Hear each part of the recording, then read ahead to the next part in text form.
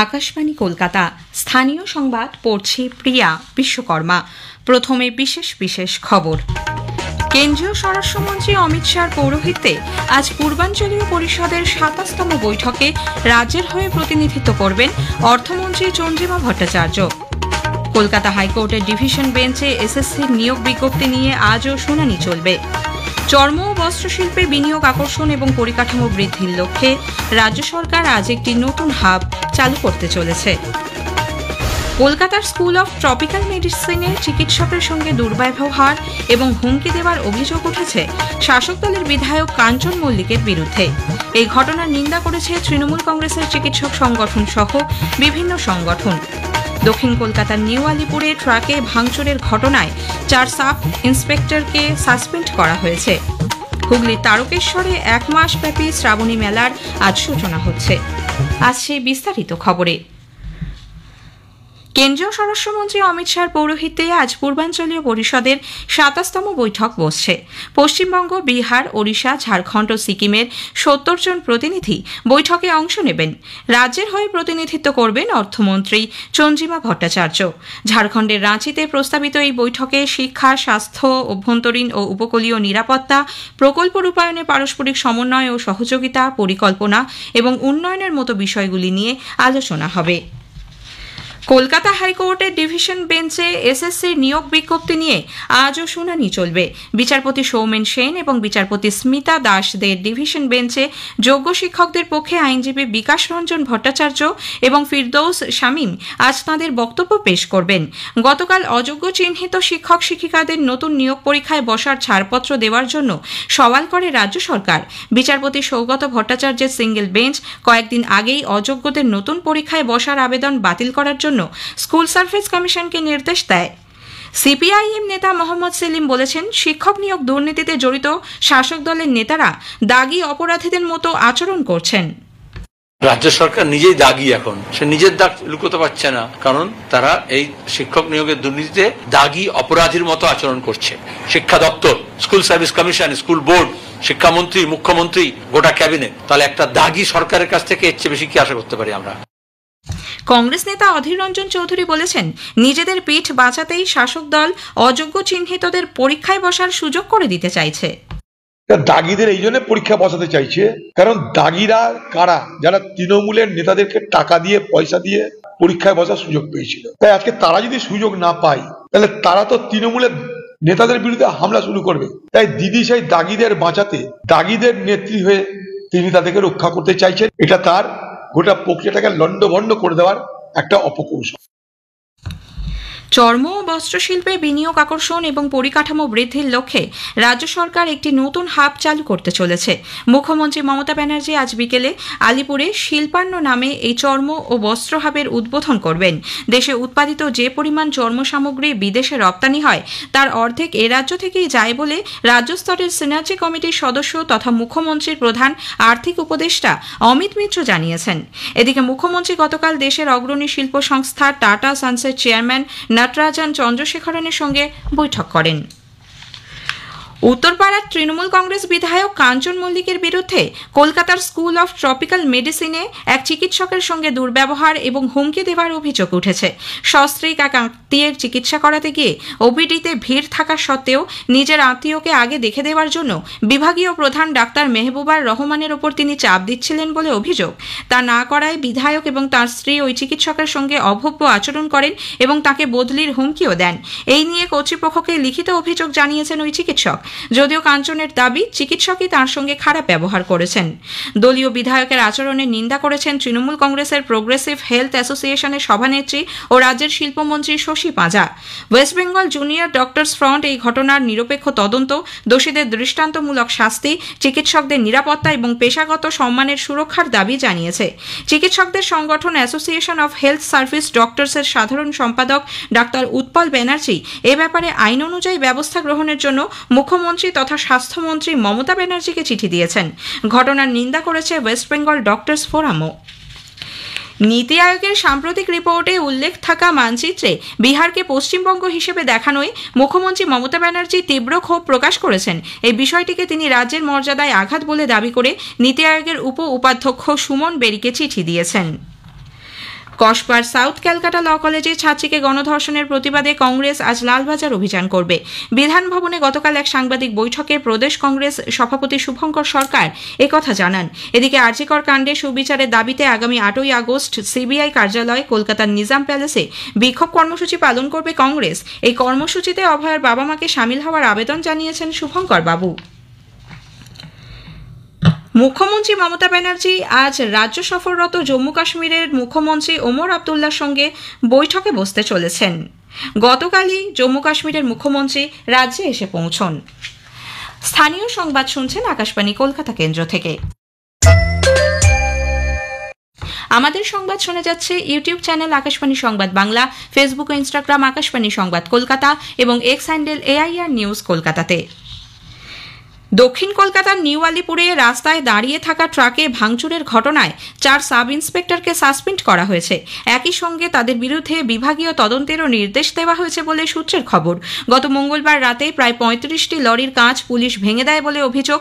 CCTV footage খতিয়ে দেখে new Alipur থানার 4 SI এর বিরুদ্ধে পদক্ষেপ করা হয়েছে। তোলার টাকা না দেওয়াতেই এই ভাঙচুর বলে ট্রাক চালকদের অভিযোগ। প্রতিবাদে গতকাল থানার সামনে বিক্ষোভ দেখান তারা। দীর্ঘক্ষণ রাস্তাও অবরোধ করা হয়।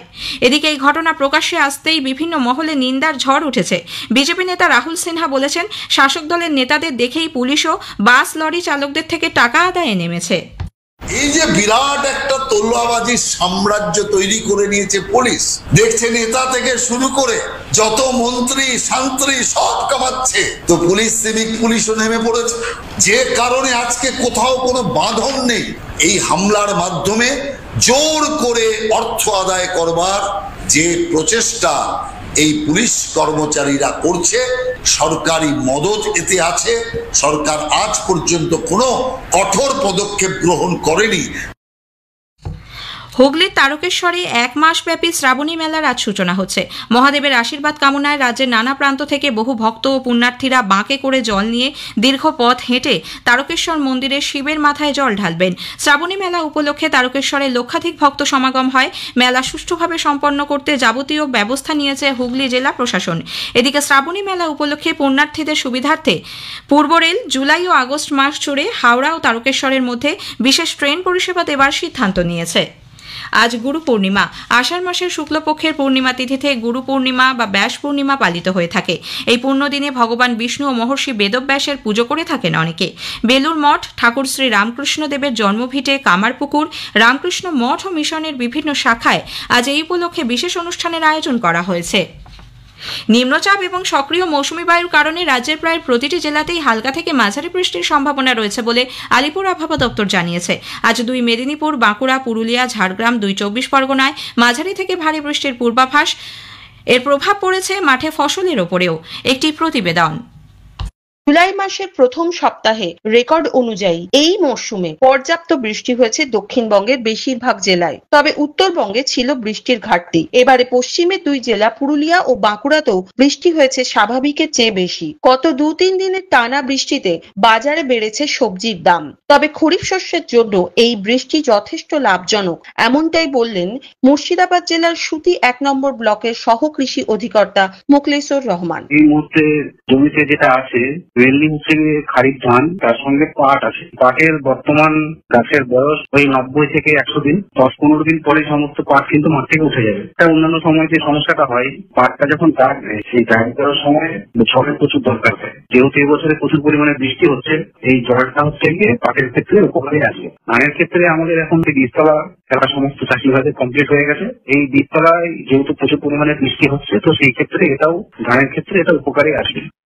কাশফিন নাহার, আকাশবাণী সংবাদ, কলকাতা। শেষ করার আগে স্থানীয় সংবাদের বিশেষ কিছু অংশ আরও একবার।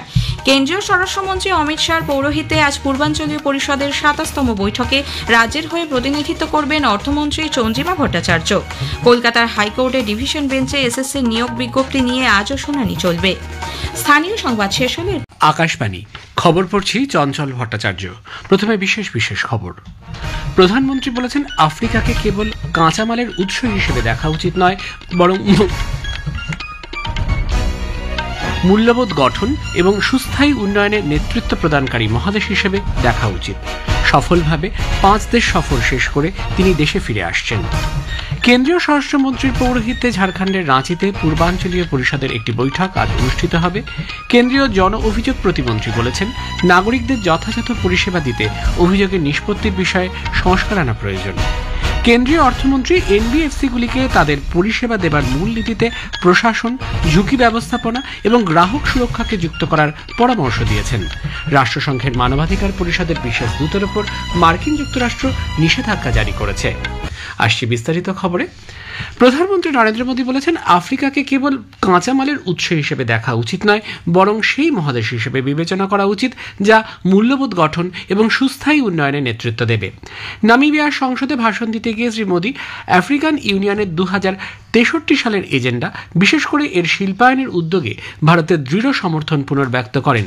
তিনি বলেন, ভারত দক্ষিণী বিশ্ব নিয়ে গভীরভাবে উদ্বিগ্ন এবং এককভাবে নয়, বিশ্বের প্রতিটি দেশের সঙ্গে একযোগে উন্নয়ন যাত্রায় বিশ্বাসী। ভারত আফ্রিকা অংশীদারিত্ব অভিন্ন উন্নয়ন যাত্রায় নিহিত। প্রধানমন্ত্রী জোর দিয়ে বলেন, ভারত আঞ্চলিক স্তরে দক্ষতা বিকাশ, কর্মসংস্থান সৃষ্টি এবং আফ্রিকার স্থানীয় পর্যায়ে উদ্ভাবনকে উৎসাহিত করতে বিনিয়োগ অব্যাহত রাখবে। Our development partnership in Africa is worth over $12 billion, but its real value is in shared growth and shared purpose. We continue to build local skills, create local jobs, and support local innovation. We believe that Africa must not be just a source of raw materials. Africa must lead in value creation and sustainable growth.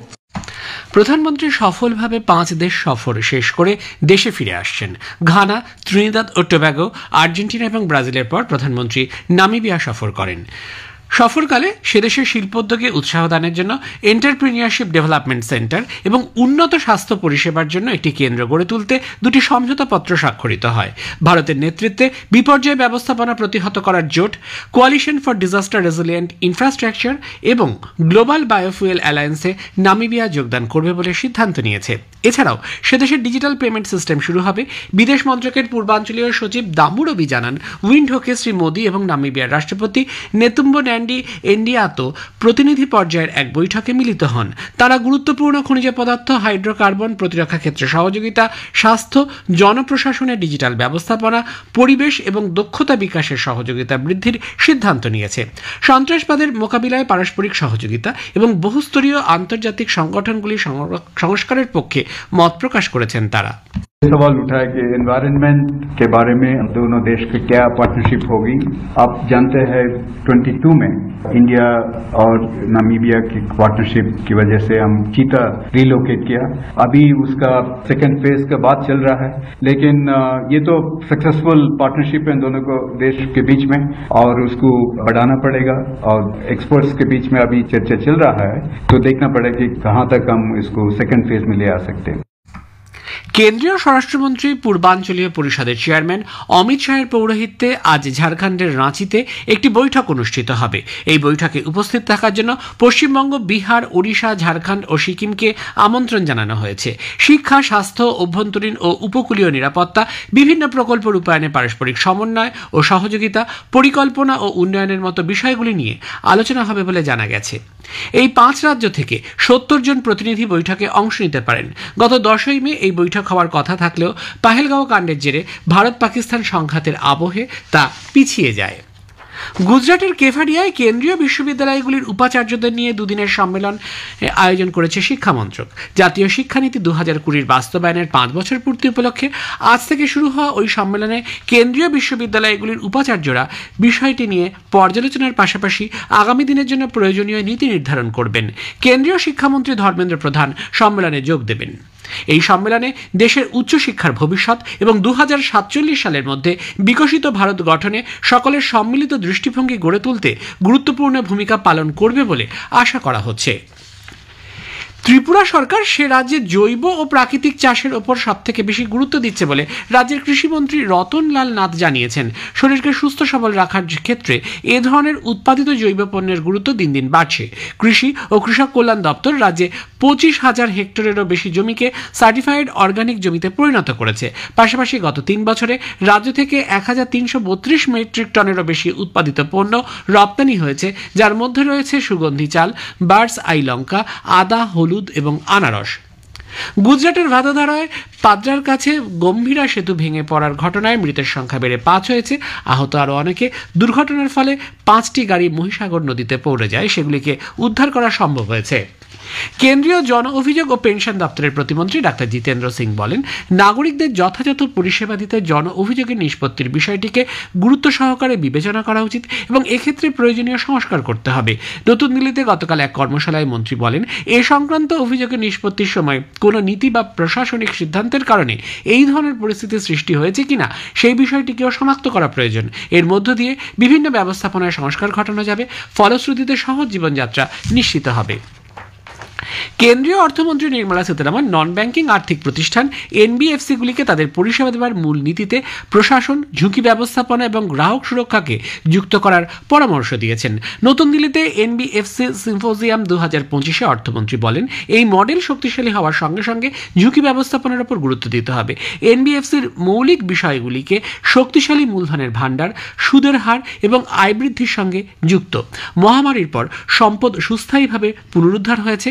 NBFC খাতে মোট অনুৎপাদক সম্পদ 2021 সালের March মাসে 6.4% থেকে ক্রমাগত হ্রাস পেয়ে এবছরের মার্চ মাসে 3% পৌঁছেছে। ভারতীয় রেল 2025-26 অর্থ বছরের প্রথম ত্রৈমাসিকে 9,000-এরও বেশি নিয়োগ বিজ্ঞপ্তি জারি করেছে। তারা জানিয়েছে, চলতি অর্থ বছরের শেষে 50,000-এরও বেশি নিয়োগপত্র দেওয়া হবে।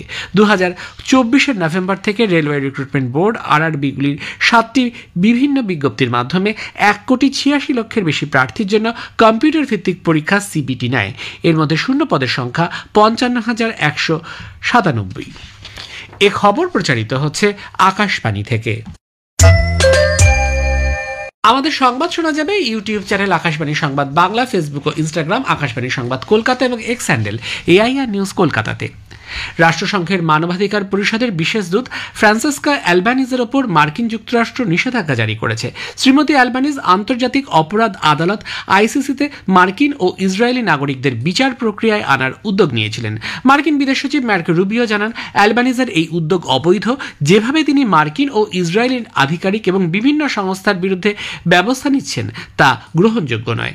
গাজায় ইসরায়েলের সামরিক অভিযানে কট্টর বিরোধী ফ্রান্সেস্কা অ্যালবানিজ রাষ্ট্রসংঘের কাজ করতে উপযুক্ত কিনা সেই প্রশ্নও রুবিও তোলেন। ইসরায়েলের প্রধানমন্ত্রী বেঞ্জামিন নেতানিয়াহুর ওয়াশিংটন ডিসি সফরের সময় মার্কিন যুক্তরাষ্ট্রের এই সিদ্ধান্ত।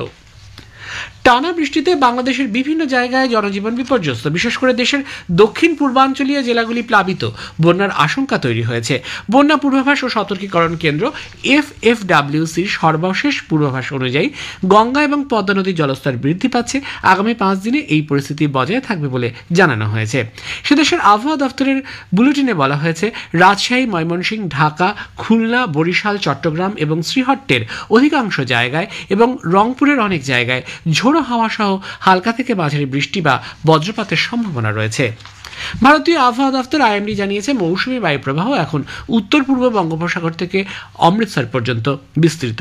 মধ্যপ্রদেশ, ছত্তিশগড়, বিদর্ভে আগামী 3 দিন বজ্রবিদ্যুৎ সহ ভারী বৃষ্টিপাতের সম্ভাবনা রয়েছে। জারি করা হয়েছে কমলা সতর্কতা। এ মাসের 15 তারিখ পর্যন্ত দেশের উত্তর পূর্বাঞ্চলে ভারী থেকে মাঝারি বৃষ্টির সম্ভাবনা রয়েছে। লর্ডসে ভারত ও ইংল্যান্ডের মধ্যে Tendulkar Anderson trophy cricket test সিরিজের তৃতীয় টেস্ট আজ শুরু হবে। খেলা শুরু হবে ভারতীয় সময় বিকেল 3:30। স্পেনের অনুষ্ঠিত মাদ্রিদ আর্চারি বিশ্বকাপের স্টেজ 4 ফাইনালে পৌঁছে ভারত অন্তত একটি পদক নিশ্চিত করেছে। সেমিফাইনালে জ্যোতি সুরেখা ভেন্নাম, প্রীতিকা প্রদীপ এবং পরনীত কৌর ইন্দোনেশিয়াকে 230-226 ব্যবধানে হারিয়ে দিয়েছে। শেষে বিশেষ খবর আরও একবার। প্রধানমন্ত্রী বলেছেন, আফ্রিকাকে কেবলমাত্র কাঁচা মালের উৎস হিসেবে দেখা উচিত নয়, বরং মূল্যবোধ গঠন এবং সুস্থায়ী উন্নয়নে নেতৃত্ব প্রদানকারী মহাদেশ হিসেবে দেখা উচিত।